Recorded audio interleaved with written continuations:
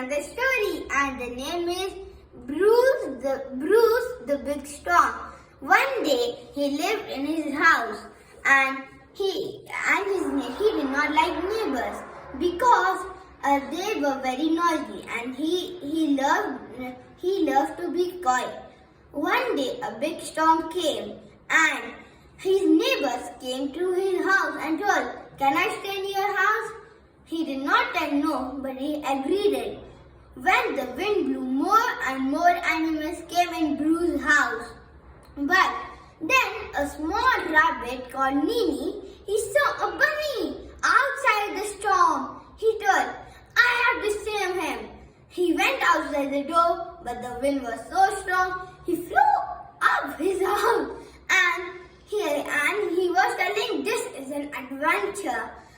But when he reached to Bunny, he told, "Hey, I'm going to save you, but you have to save me first."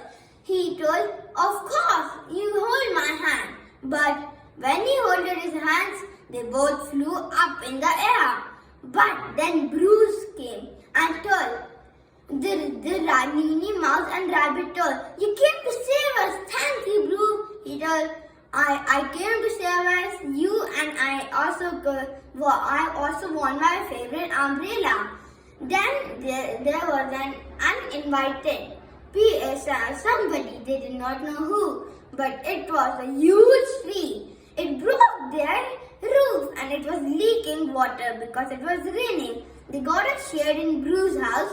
There was no water coming. Now, for one day they slept there, and the next day they all went to their house. But when Bruce saw his house, it was like garbage and he did not like it. But when he was sitting in his shade, somebody was knocking, and he told, "Is that my neighbor? I don't want to my neighbor." But it was the neighbor, and they told, "We are going to fix your house and you can stay peace and quietly." When they fixed their house, but when a storm comes, every single neighbor stays in Bruce's house.